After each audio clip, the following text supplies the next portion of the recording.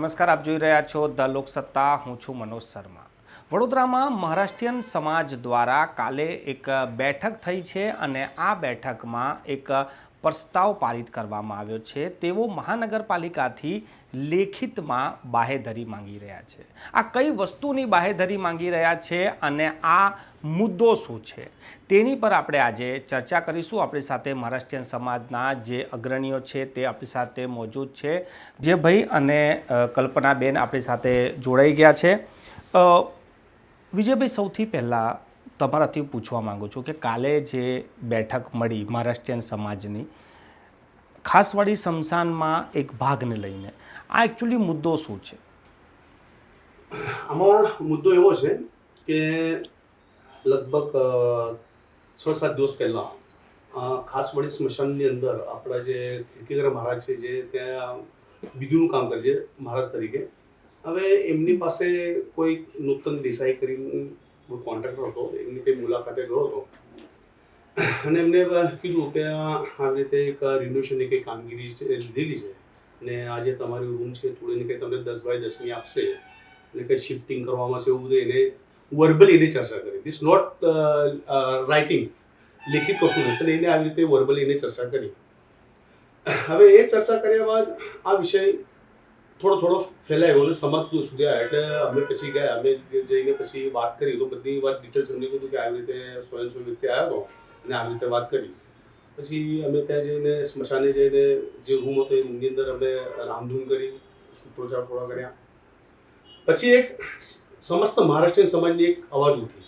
અવાજ એટલે એવું કે ખાસવાડી સ્મશાનમાં આપણે જાણીએ છીએ કે અત્યારે વડોદરા શહેરમાં આઈ થિંક લગભગ 35-38% મહારાષ્ટ્રીયન લોકો રહે છે અને ઘણા એવા લોકોને 10 પિંડની વિધિ એ સ્થળ પર થાય છે.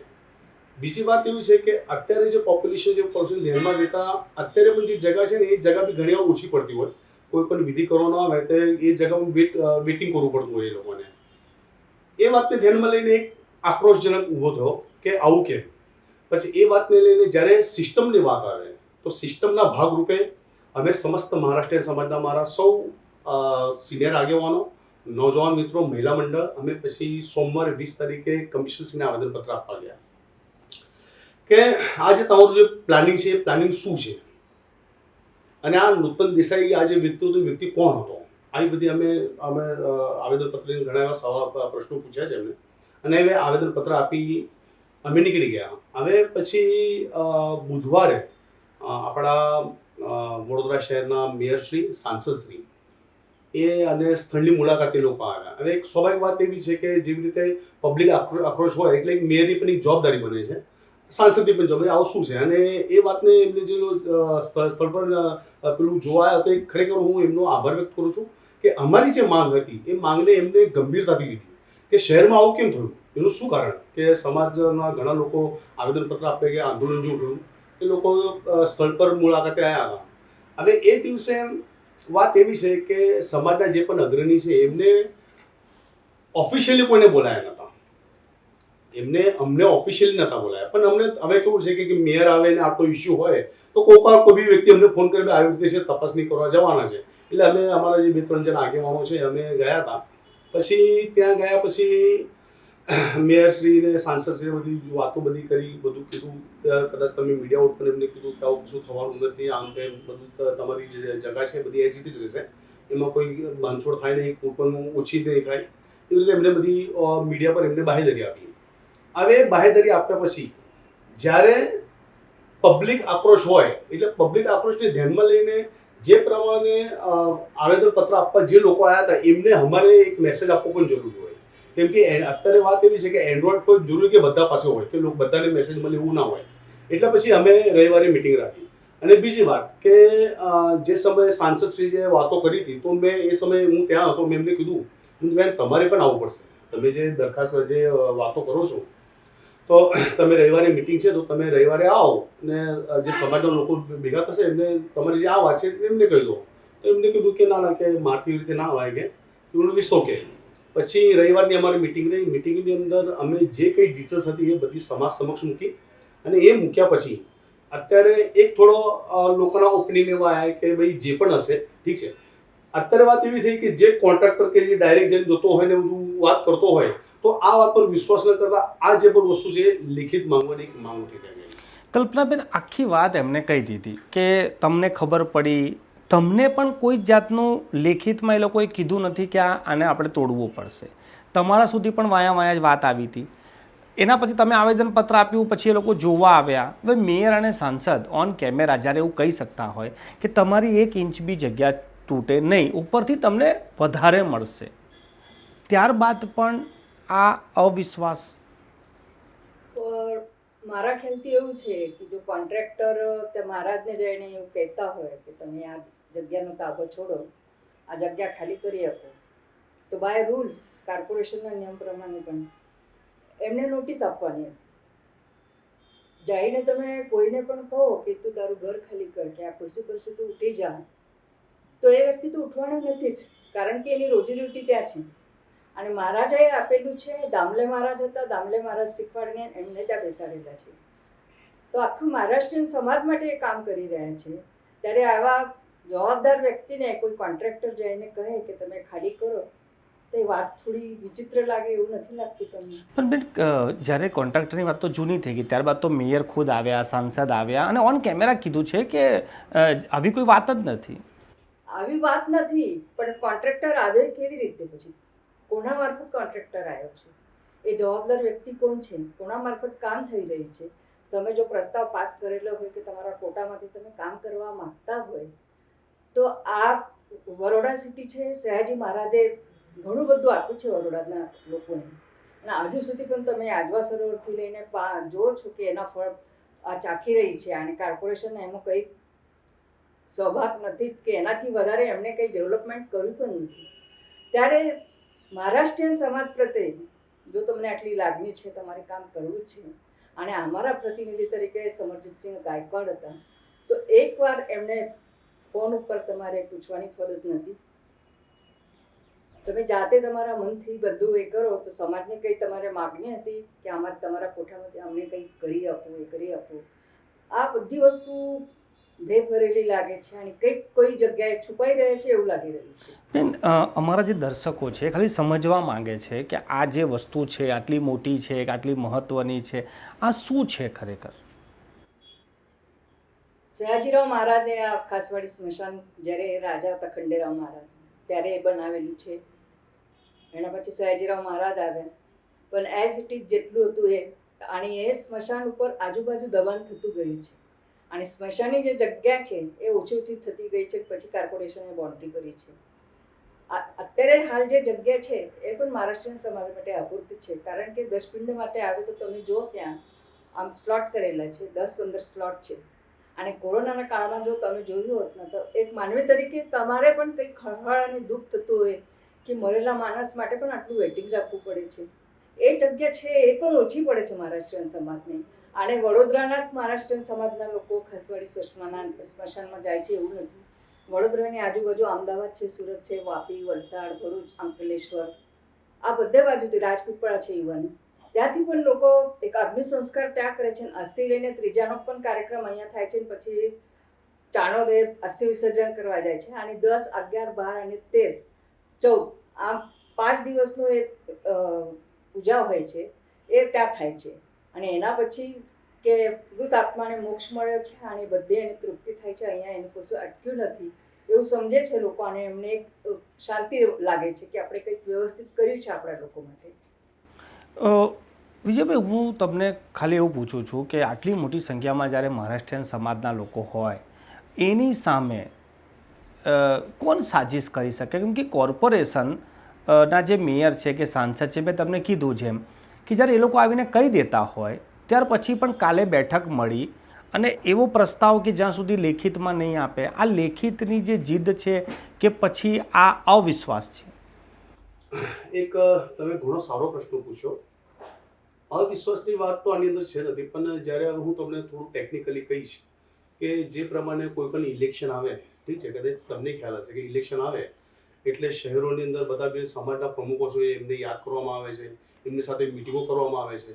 તો જ્યારે તમે સમાજની આટલી મોટી સારી કામગીરી તમે કરતા હોય, ઠીક છે, તો તમારે સમાજના એટલીસ્ટ, હવે હું બીજી વાત તમને કહું કે અત્યારે ઘણા બધા એવા અમુક 7-8 જેવા મહારાષ્ટ્રીયન કોર્પોરેટર છે કે જે અત્યારે કોર્પોરેશનમાં રનિંગમાં છે. શું તમે એમને પણ જણાવ્યું? અને જો કદાચ તમે એમને જણાવ્યું છે તો પછી એમને સમાજમાં આ વસ્તુ કેમ જણાવી નહીં? ઘણીવાર સાહેબ શું થાય છે કે અત્યારે તમે જાણો છો કે મુસોબા દાદાનું મંદિર, તમને કદાચ ખ્યાલ હશે કે કોર્ટનો હુકુમ હોવા છતાં બી અડધી રાતે લોકો તોડી નાખ્યું. એટલે ઘણી બધી વસ્તુ એવી ઘણીવાર થાય ને એટલે લોકોને ત્યાં પછી વિશ્વાસ ઉઠી જાય છે. આ એક પ્રશ્ન સૌથી મોટો છે. અને બીજી વાત, અમારા સાંસદ શ્રી લોકલાડીલા સાંસદ શ્રી બે ટર્મથી અત્યારે રનિંગમાં છે. હું ખરેખર એમનો મનથી ફરીવાર આભાર વ્યક્ત કરું છું કે એમને આ કામગીરી હાથમાં લીધી છે. પણ ક્યાંક એવું લાગે છે એમનું જે સંકલન હતું એ સંકલનનો અભાવ હતો, જેના કારણે આ પબ્લિકનો રોચો એક થયો છે. અને એનાથી વિશેષ બીજું કોઈ કારણ છે નથી. આજે સાંસદ તમારા, મેયરશ્રી તમારા, કોર્પોરેટરો તમારા, તો પછી આ અભાવ શાની માટે? આ વસ્તુ કેમ ઉત્પન્ન થઈ? જો કદાચ તમે આ વસ્તુ સિસ્ટમથી ચાલ્યા હોત તો ભાઈ તમારા કોર્પોરેટરને કે તમારા શું સમાજના વ્યક્તિઓ છે એમને જાણ કરો કે ભાઈ આવી રીતે છે, અમે સમાજના સાંસદના કોટામાંથી આ વસ્તુ થવાની, એક સારી વાત કહેવાય. આજે તમને લોકો તમને ચૂંટાઈ લાવે છે, લોકોને તમારા પર વિશ્વાસ 100% છે જ, તમે સારું કરશો એ પણ છે, પણ ક્યાંક અભાવનો કમી છે જેના કારણે આંદોલન થઈ રહ્યું છે. અને આંદોલનના ભાગરૂપે લેખિતને રજૂઆત ઉઠી છે. કલ્પનાબેન, એ સવાલ હું તમને પૂછું છું કે જેમ કીધું કે સાંસદ આવ્યા, મેયર આવ્યા, આ એક જીદ છે કે પછી અવિશ્વાસ છે? કેમ કે લેખિત કાલ જે સમાજના લોકો ભેગા થયા અને લેખિતમાં નહીં આપો ત્યાં સુધી, એટલે આ જે લેખિતની વાત છે, આટલું મોટું તમારો સમાજ છે, બરોડામાં જેમ કીધું કે કાઉન્સિલર છે, MLA છે, ત્યારબાદ પણ કેમ આટલો અવિશ્વાસ કે લોકો કાલ ઉઠીને બોલે છે, કંઈ ને કંઈ કરી દેશે? ભૂતકાળમાં આવા પ્રસંગો બનેલા છે કે અડધી રાત્રે પણ મંદિરોના દબાણ તોડી દીધા છે. સુપ્રીમ કોર્ટની ગાઈડલાઈન છે કે ધાર્મિક સ્થાન હોય તો એ ના તોડે, એ ત્યાં છે એવી જ સ્થિતિમાં રાખીને તમે જે કામ છે રસ્તાના રૂંધીકરણનું એનું એ તમે કરી શકો છો. તો આપણે દાખલા જોયેલા જ છે. અને જ્યારે કોન્ટ્રાક્ટર જઈને મહારાજને કહે છે કે તમે આ જગ્યા ખાલી કરી દો, તો અમને પણ કંઈક બીક છે કે મહારાજને પણ એમના કોઈ ગેરકાયદેસર રીતે જાય કે એમને ધાક ધમકી આપે અને એમને કાઢી મૂકે. અને જ્યાર સુધી તમે લેખિતમાં ના આપો, અને આટલો મોટો પ્રોજેક્ટ જો તમે લીધો હોય તો ઓનવર્ક પેપર વર્ક તો તમે કરેલું જ હશે, તો પેપર વર્ક અમને બતાવો તો અમને વિશ્વાસ આવે. હવે સમાજ શું કરશે? કાલે જે બેઠક મળી એમાં તો તમારું એક વાત તો ક્લિયર થઈ ગઈ કે લેખિતમાં આપો. માનો કે લેખિતમાં ના આપે તો પછી અમે અમારી રીતે આંદોલન ચાલુ જ રાખીશું, કારણ કે અમને વિશ્વાસ નથી.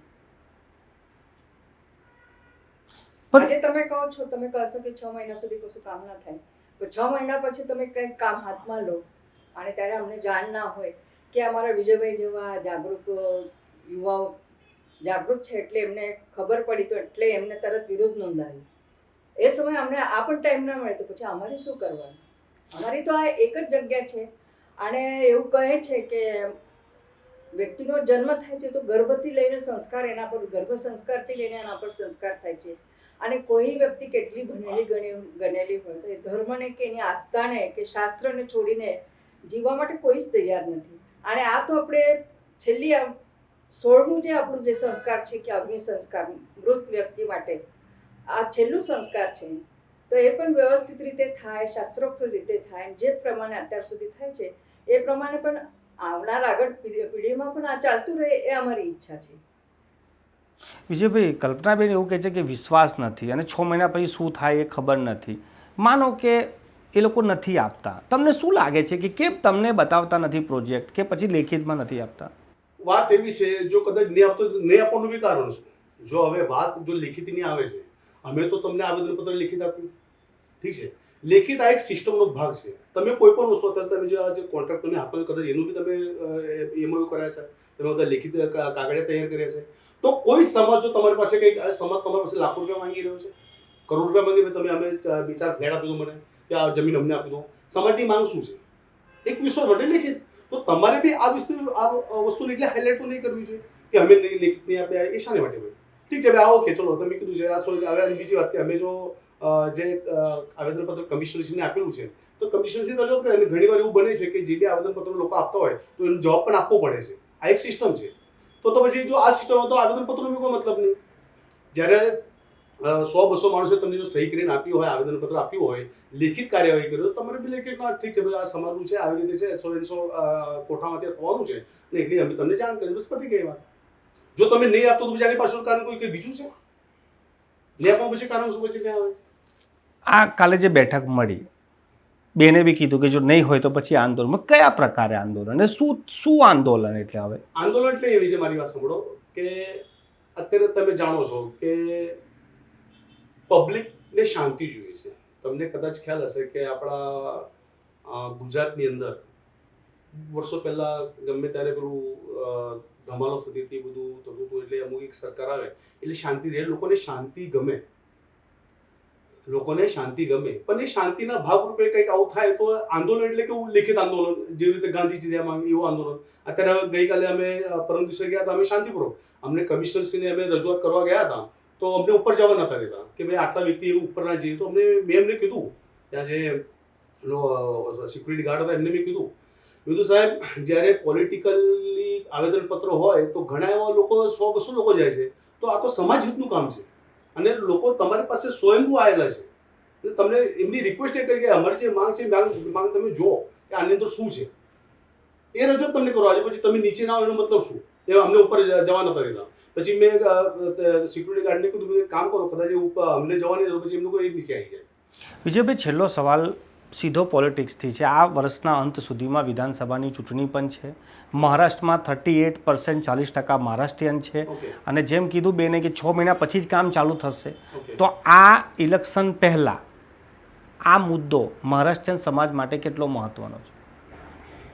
પહેલી વાત તો એવી છે કે આ વસ્તુ કોઈની સાથે કનેક્ટેડ છે નથી, ઠીક છે. કદાચ કોઈ કામ કરે ને એવું સાબિત કરતું હશે કે કદાચ ઇલેક્શન આવે છે, અને ઘણી વાર એવું બનતું બી હોય છે કે ભાઈ ઇલેક્શન આવે એટલે પછી કામગીરી કરવામાં આવે છે, પણ જે મહારાષ્ટ્રીયન સમાજના જે અમારા સિનિયર અગ્રણીઓ છે, અમારા નોજવાન મિત્રો છે, એમનો આવો કોઈ ધ્યેય છે નથી પોલિટિકલ. આની અંદર હવે તમે બિલીવ ના કરો, આ મારી પાસે જે આવેદનપત્ર પડ્યું છે, એ આવેદનપત્રની અંદર અમે કોઈ સંગઠનનું નામ નહીં, અમે ફક્ત પ્રતિક કરીને કમિશનરશ્રીને બધા અમે સહયોગ કરી છે.